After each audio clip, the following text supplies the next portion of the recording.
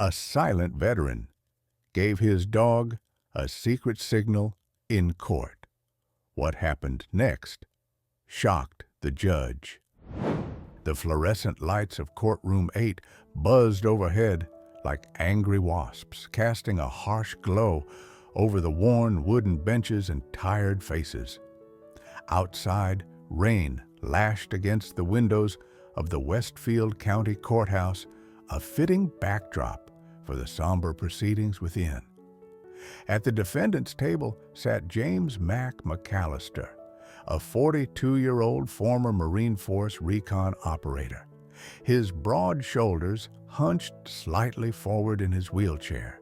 His face, once youthful and animated, now bore the weathered lines of a man who had seen too much. Beside Mac sat his constant companion, a German shepherd named Echo, wearing a red service dog vest. Echo's alert eyes never left Mac's face, attuned to the slightest change in his demeanor. The dog's presence was the only reason Mac had made it to court at all, the only reason he could face being in a room full of strangers without succumbing to the crushing anxiety that had plagued him since his third tour in Afghanistan. Mac hadn't spoken a word aloud in public for nearly 4 years, not since the IED that shattered his spine and killed 3 members of his unit.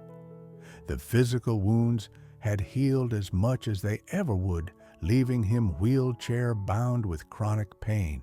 But the psychological trauma had stolen his voice, a condition his doctors called selective mutism, triggered by severe PTSD.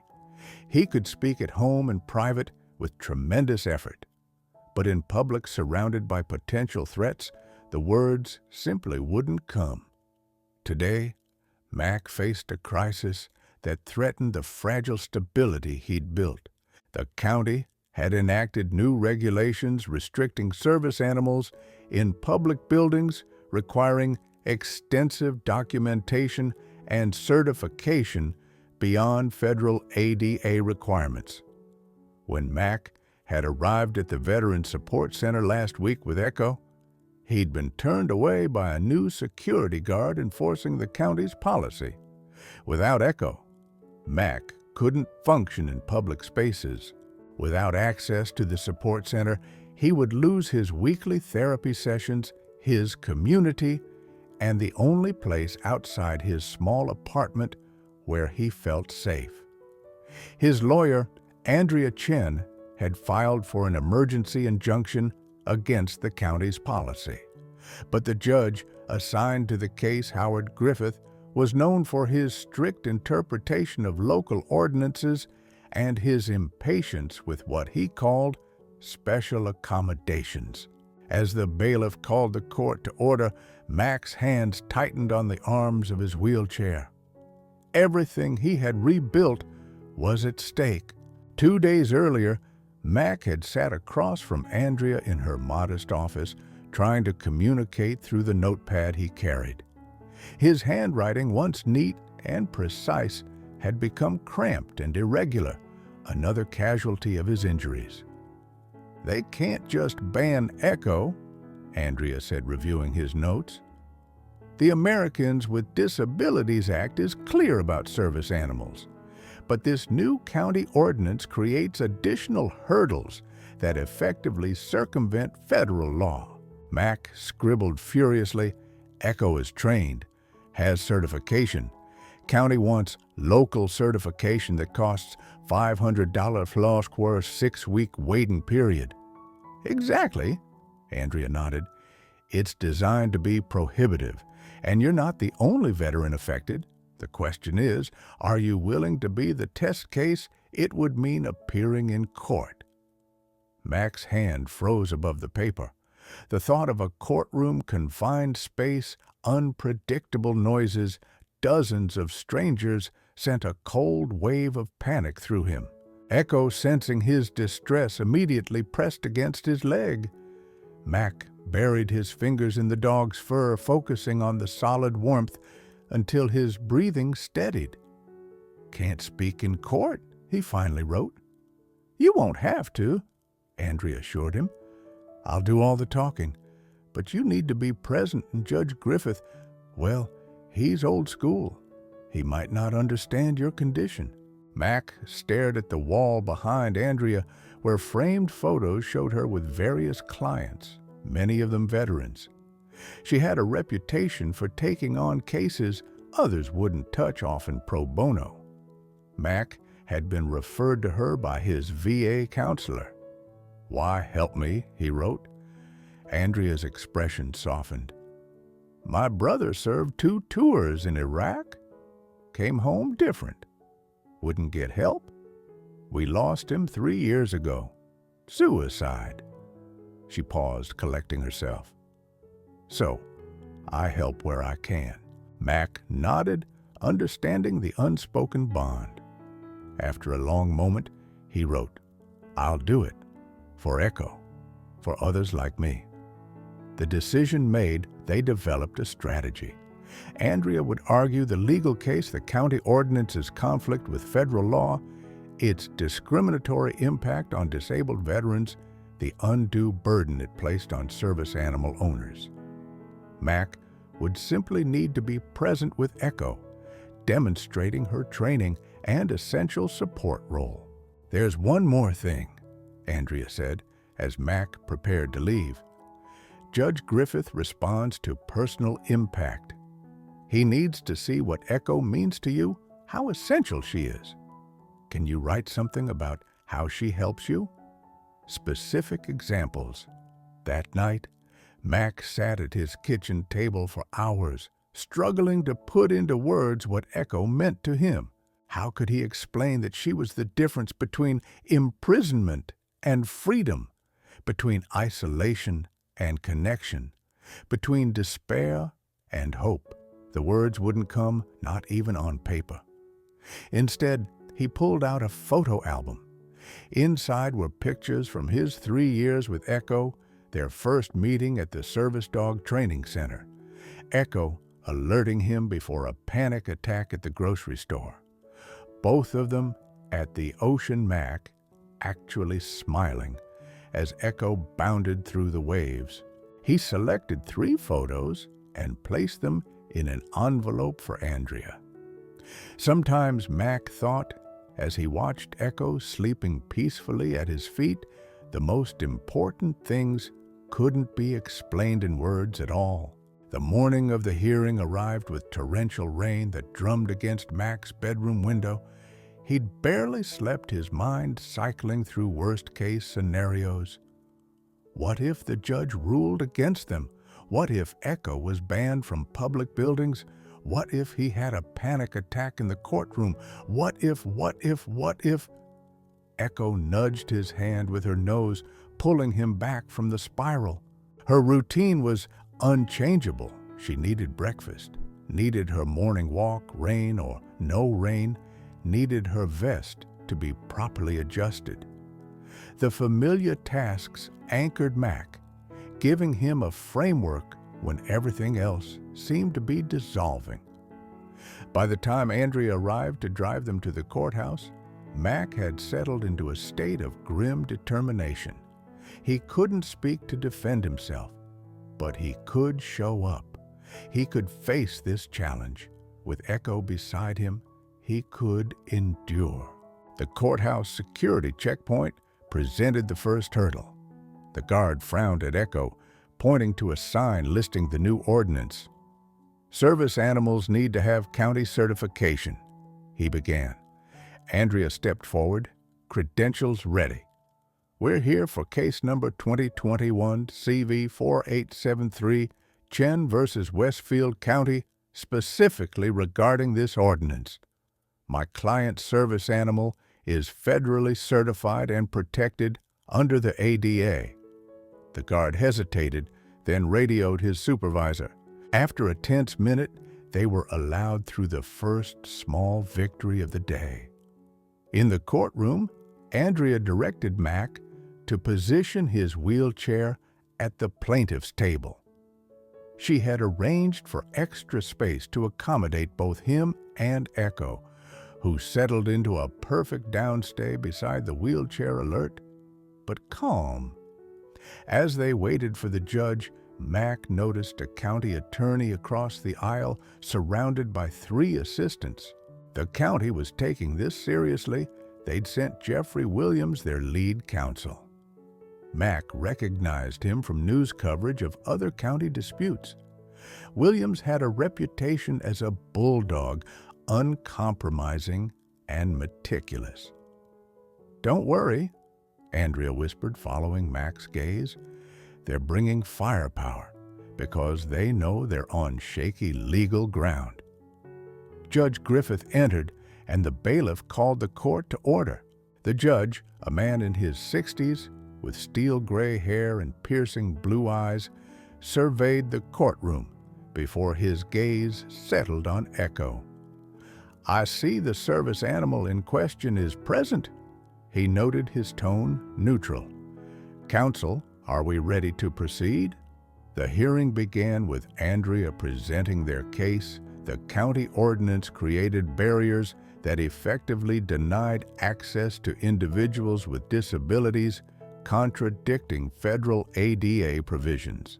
She introduced Mac, briefly explaining his military service, his injuries, and his reliance on Echo. "Mr. McAllister has selective mutism as a component of his PTSD," she explained. "He cannot speak in public settings but has provided written testimony." Judge Griffith frowned slightly. "The court generally requires verbal testimony, Ms. Chen." "Your Honor, the ADA also requires reasonable accommodations for disabilities in court proceedings," Andrea countered smoothly. "Mr. McAllister's written testimony should be admissible under those provisions." The judge considered this, then nodded curtly. "Proceed." As Andrea presented Mac's written statement, he focused on Echo, drawing strength from her steady presence. The courtroom seemed to shrink and expand around him, voices fading in and out as he fought to control his anxiety. Echo pressed against his leg, grounding him in the present. When Williams rose for the county's argument, his approach became clear: discredit the necessity of service animals for psychological conditions. "While we sympathize with Mr. McAllister's service and sacrifice," Williams said, his voice dripping with rehearsed sincerity, "the county has valid public health and safety concerns that necessitate proper certification of animals in public buildings. The plaintiff has not demonstrated why alternative accommodations such as human aids or telehealth services couldn't meet his needs." Mac felt a surge of anger cut through his anxiety. Williams was suggesting that Echo was optional, a preference rather than a necessity. He couldn't speak to defend her, couldn't explain how she had saved his life countless times, how she was the reason he could leave his apartment at all. Judge Griffith seemed to be considering Williams' arguments with interest. "Ms. Chen, does your client have documentation from medical professionals specifically prescribing a service animal as opposed to other accommodations?" Andrea produced Mac's VA documentation, but Williams objected. "These records don't specifically state that other accommodations were tried and failed. For all we know, a service animal was simply Mr. McAllister's preference, not a medical necessity." Mac could see the judge wavering. The legal arguments were becoming technical, focused on precedents and ordinance language, drifting away from the human reality at the center of the case. Judge Griffith was viewing Echo as a legal abstraction, not as the lifeline she truly was. In that moment, Mac made a decision. He couldn't speak, but he could demonstrate. He caught Andrea's eye and gave a small nod. She understood immediately. "Your Honor, if I may, I believe a demonstration would be more effective than any documentation. With the court's permission, Mr. McAllister would like to show exactly what echo does for him." Judge Griffith raised an eyebrow, but nodded. "Proceed, but briefly." Mac took a deep breath and gave Echo a hand signal, a subtle gesture that would be nearly imperceptible to anyone who didn't know what to look for. Immediately, Echo stood and moved to position herself between Mac and the rest of the courtroom, creating a buffer zone. She then placed her front paws gently on Mac's lap and applied deep pressure against his chest, her eyes locked with his. To the observers, it might have looked like the dog was simply seeking attention, but what they couldn't see was Mac's racing heart beginning to slow, his constricted breathing easing as Echo performed the deep pressure therapy she was trained to provide at the first signs of panic or anxiety. "Your Honor," Andrea explained, "Echo has just responded to signs of anxiety that most people wouldn't notice. She's performing deep pressure therapy, which helps regulate Mr. McAllister's autonomic nervous system response. This is not a trick or a comfort measure, it's a specific medical intervention." Judge Griffith leaned forward, his interest clearly piqued. The dog detected anxiety without any obvious signal. Service dogs like Echo are trained to recognize subtle physiological changes, shifts in breathing, heart rate, even the release of stress hormones that have a scent undetectable to humans, Andrea explained. Williams stood to object. "This is a theatrical display, Your Honor. There's no way to verify what the dog is actually responding to." The judge held up a hand to silence him. "I'm interested in seeing more, Mr. Williams. Please continue, Ms. Chen." Mac gave Echo another signal, and she immediately returned to her alert position beside his wheelchair. Then, with a barely perceptible flick of his fingers, he gave a different command. Echo immediately retrieved a small bag from a pocket on her vest and placed it in Mac's hand. Inside was an emergency medication for when his anxiety threatened to escalate into a full panic attack. Echo is trained to retrieve medication, provide alerts before panic attacks create space in crowded environments, and even wake Mr. McAllister from nightmares, Andrea continued. But perhaps most importantly, she was interrupted by a sudden commotion at the back of the courtroom. The heavy doors banged open as a court officer hurried in, allowing the door to slam behind him. The unexpected noise echoed like a gunshot through the room. Mac's reaction was immediate and involuntary. His body went rigid, his breathing stopped, and his eyes widened in terror, a classic trauma response. Before anyone could react, Echo was in motion. She pressed her body against Mac, positioning herself to block his view of the disturbance, and began a specific pattern of pressure and movement designed to interrupt the trauma response. The courtroom fell silent as they watched Echo methodically bringing Mac back from the edge of a flashback. It took nearly 2 minutes during which no one spoke, no one moved, all eyes fixed on the powerful demonstration unfolding before them. When Mac finally gave a slight nod indicating he was okay, Echo settled back, but remained vigilant, her body still partially shielding him from the room. Judge Griffith cleared his throat, visibly moved by what he had witnessed. "I think we've seen enough to understand the nature of the service provided." He turned to Williams. "Counselor, given this demonstration, does the county wish to reconsider its position?"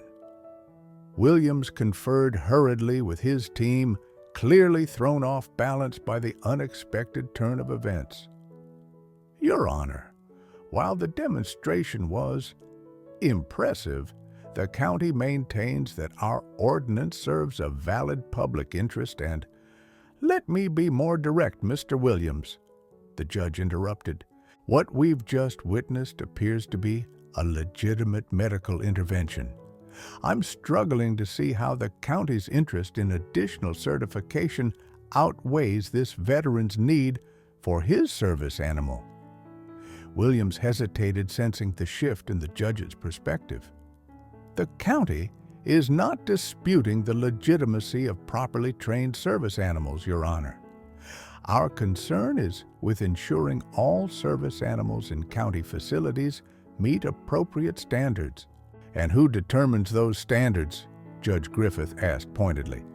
"Federal law has established guidelines under the ADA. What compelling interest does the county have in superseding those?" As the legal debate continued, Mac remained focused on Echo, still processing the near flashback. He had never intended to have an episode in court, but paradoxically, it had made their case more effectively than any testimony could have. Sometimes the most powerful arguments weren't spoken at all. The judge called a 30-minute recess, instructing both parties to prepare final arguments. In a small conference room, Mac sat with Andrea, his hand still trembling slightly from the earlier episode. "Are you okay?" she asked, genuine concern in her voice. That was intense but incredibly powerful. The judge saw exactly what Echo means to you. Mac nodded, then pulled out his notepad. "Didn't plan that, but real. Authenticity is more persuasive than any rehearsed argument," Andrea agreed. "Williams is scrambling now. I overheard them discussing a possible settlement." Mac raised an eyebrow questioningly. "They might offer to exempt you personally from the ordinance," Andrea explained. "But that wouldn't help other veterans or service animal handlers. Is that acceptable to you?" Mac shook his head firmly and wrote, "All or nothing. Others need help too." Andrea smiled. "That's what I thought you'd say. In that case, I'm going to push for a complete injunction against the ordinance." When court resumed, the energy in the room had shifted. Several spectators who had been present for the demonstration had stayed, their expression sympathetic as they looked at Mac and Echo. Even the bailiff seemed to have softened, offering a small nod of acknowledgement. Williams approached the bench first. "Your Honor, the county would like to propose a compromise. We will issue an immediate exemption for Mr. McAllister and his service animal while reviewing our ordinance for potential modifications." Judge Griffith turned to Andrea. "Ms. Chen, my client rejects this offer, Your Honor," she replied firmly. "This case isn't solely about Mr. McAllister. It's about every disabled person with a service animal who might be affected by this ordinance. A personal exemption doesn't address the underlying legal issue." Judge Griffith nodded thoughtfully. "I suspected as much. Mr. Williams, does the county have a more comprehensive proposal?" Williams shifted uncomfortably. "At this time, Your Honor, the county maintains that our ordinance serves legitimate public interests and should be upheld." "Very well," the judge said. "In that case, I'm prepared to rule on the motion for injunction." The courtroom fell silent. Mac felt a tightness in his chest. Everything hinged on what came next. Echo, sensing his tension, pressed closer to his side. Judge Griffith removed his glasses and looked directly at Mac for a long moment before speaking. "Mr. McAllister, though you haven't spoken today, your demonstration has been more eloquent than many arguments I've heard in this courtroom." He turned to address the entire court. This case presents a clear conflict between a local ordinance and federal law. While counties have the right to create reasonable regulations, they cannot place undue burdens on individuals protected by the Americans with Disabilities Act. William started to interject, but the judge held up a hand to silence him. What I witnessed today was not a pet providing comfort. I saw a highly trained medical device responding to a genuine health emergency.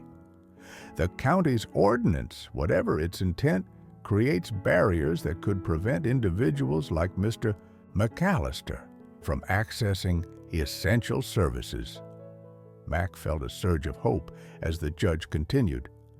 Furthermore, the county's suggestion that Mr. McAllister could use alternative accommodations demonstrates a fundamental misunderstanding of service animals. The bond between handler and service animal develops over years of training and partnership. It cannot be replaced by human assistance or telehealth services.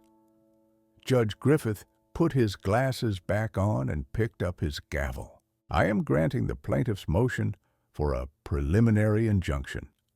The county is hereby enjoined from enforcing Ordinance 2021-117 until a full hearing can determine its constitutionality.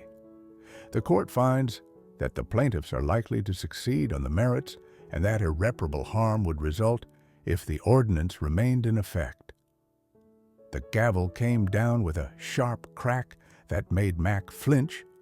Echo immediately responded, providing calming pressure against his leg. "Court is adjourned," the judge announced, standing to leave. But then he paused, looking directly at Echo.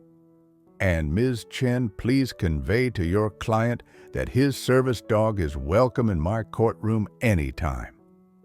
As the courtroom began to empty, Andrea turned to Mac with a broad smile. "We did it. The injunction means the county can't enforce the ordinance while the case proceeds through the system.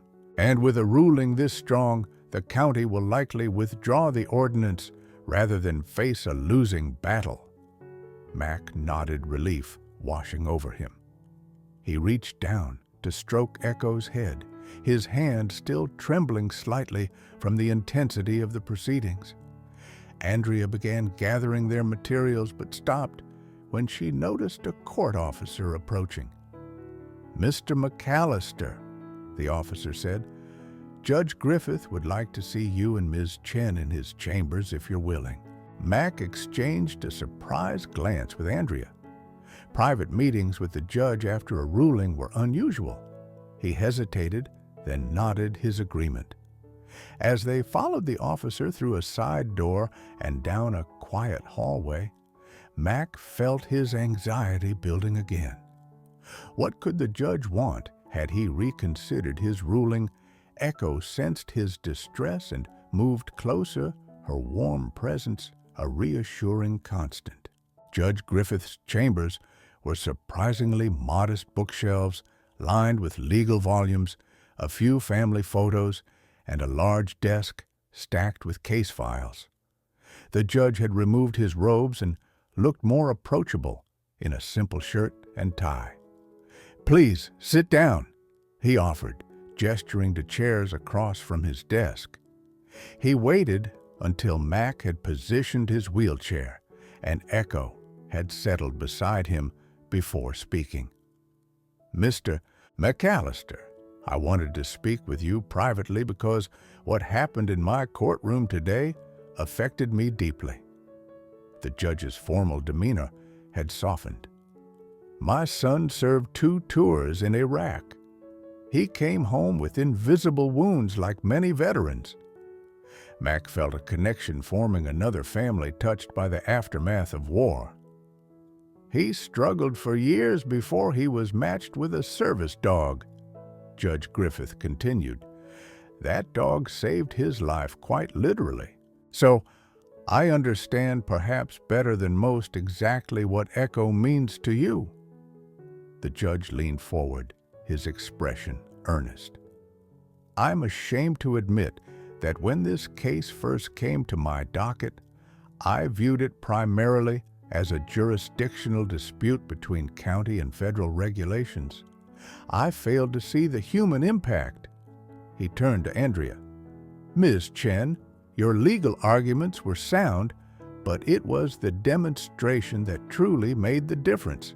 Seeing Echo in action that wasn't just compelling evidence, it was a powerful reminder of why these laws exist in the first place. Mac pulled out his notepad and wrote carefully, "Thank you for understanding." "I should be thanking you," the judge replied after reading the note. "Your willingness to be vulnerable in that courtroom to show rather than tell it took courage, and it's going to help others." He stood and walked to a filing cabinet, retrieving a folder. "There are 7 similar cases pending in neighboring counties. With your permission, I'd like to share the transcript of today's proceedings with those judges." Mac nodded immediately, writing, "Please do. Help others." "There's one more thing," Judge Griffith said, returning to his desk. "The county's ordinance isn't unique. Similar regulations are appearing across the country, often drafted by the same consulting firms. This is becoming a national issue." Andrea leaned forward. "We've heard the same from advocacy groups. There seems to be a coordinated effort to restrict service animals through local ordinances that circumvent federal protections." "Exactly," the judge agreed, "which is why today's ruling, while important, is just one battle in a larger fight." He turned to Mac. "Mr. McAllister, would you be willing to let your case become a template for challenging these ordinances nationwide?" Mac hesitated, the implications sinking in. More attention, more scrutiny, possibly even testimony in other courts. The thought made his chest tighten with anxiety. But then he looked down at Echo, steadfast beside him. How many others like him relied on service animals to navigate a world that often felt hostile and overwhelming? How many might lose access to public spaces if these ordinances spread unchallenged? Slowly, deliberately, Mac wrote on his pad, "Whatever it takes." Echo gave me my life back. I can do this for others like me. 6 months later, Mac sat in his apartment watching a news report on his laptop. On screen, the governor was signing legislation that standardized service animal protections across the state, explicitly prohibiting local jurisdictions from creating additional barriers beyond ADA requirements. This bill ensures that individuals with disabilities and their service animals can access public facilities without unnecessary obstacles, the governor was saying. It reinforces our commitment to honoring the rights of all citizens, including our veterans who have sacrificed so much. The camera panned to show those gathered for the signing ceremony. Mac spotted Andrea among them, standing proudly alongside representatives from various disability advocacy groups.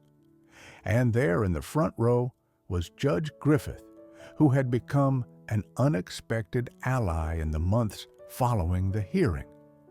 Mac closed the laptop and wheeled himself to the window. The spring sunshine felt warm on his face as he looked out at the park across the street, a park he had visited daily now, with Echo no longer fearing that they might be challenged or turned away. The journey from that rainy day in court had been challenging but transformative. Mac's case had indeed become a template cited in legal challenges to similar ordinances in 12 other states. Andrea had connected him with a network of veterans advocacy groups where his written testimony helped educate lawmakers about the vital role of service animals for those with invisible wounds. Most surprisingly, Mac had found his voice again, not all at once, but gradually.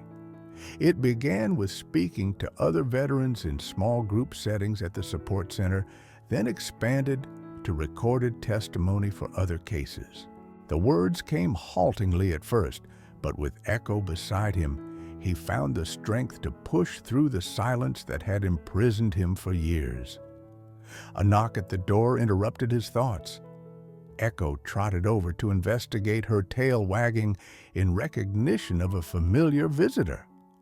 Mac opened the door to find Judge Griffith's son, David, standing there with his own service dog, a chocolate Labrador named Ranger.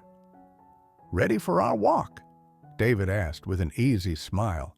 Their weekly walks had become a ritual over the past few months, two veterans with their service dogs finding healing in movement and quiet camaraderie. Mac nodded, grabbing Echo's vest from its hook by the door.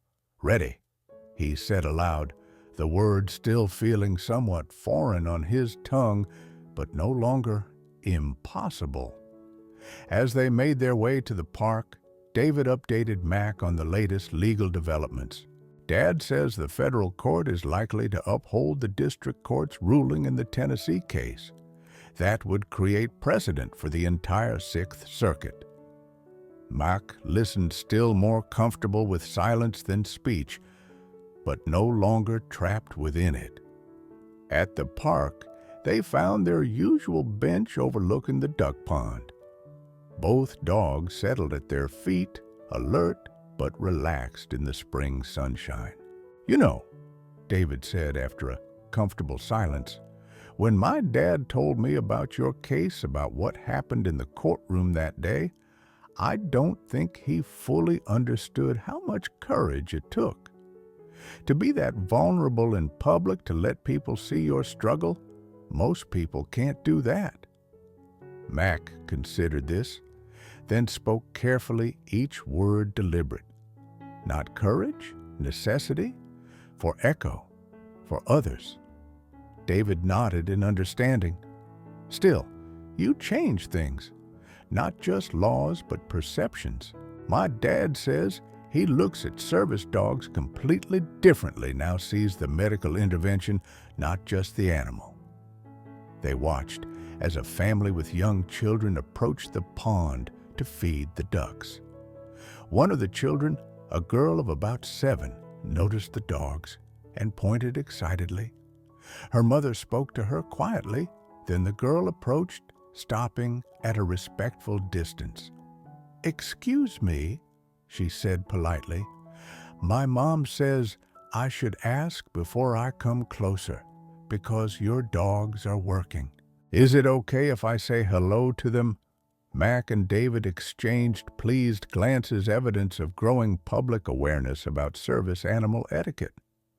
"They're working now," David explained gently, "but thank you for asking first." "That's exactly the right thing to do." The girl nodded seriously. "My teacher told us about service dogs. She said they're like superheroes that help people." Mac smiled at the comparison. "That's right." He said, the words coming more easily now. "They are heroes." As the girl rejoined her family, Mac reflected on how much had changed since that day in court. The legal victories were important, but equally significant were these small moments of understanding, a child learning respect for service animals, a judge seeing beyond regulations to human impact, a community recognizing the invisible wounds that so many veterans carried. Echo looked up at him, her brown eyes attentive as always to his emotional state. Mac placed his hand on her head, feeling the steady warmth that had guided him through his darkest moments. In the courtroom 6 months ago, he had given Echo a signal that revealed his vulnerability to strangers. It had been terrifying, exposing the depths of his wounds for all to see. But in that moment of vulnerability, something unexpected had happened. Connection, rather than judgment, understanding rather than dismissal. Sometimes, Mac had learned the greatest strength came not from hiding weakness, but from allowing others to witness it. His silence had been a shield for years, but Echo had shown him a different kind of protection, the courage to be seen, truly seen, with all his brokenness and resilience. As they walked home later, Mac realized he no longer counted the words he spoke each day, no longer rationed them like scarce resources. The silence that had once imprisoned him had become simply another choice, not an inevitability. That evening, he received an email from Andrea with news about another veteran facing a similar service animal dispute in a neighboring state. "Would you be willing to speak with him?" she asked. "Your experience could make all the difference." Mac typed his reply without hesitation. "Yes, Echo and I will help however we can." He sent the message, then turned to Echo, who lay contentedly at his feet. "We've got more work to do," he told her softly, the words flowing freely in the privacy of their home. "But we're not alone anymore." Echo thumped her tail in agreement, her steady presence a reminder that sometimes the most profound communications require no words at all, just the courage to let others see your truth and the faith that in that vulnerability, healing can begin.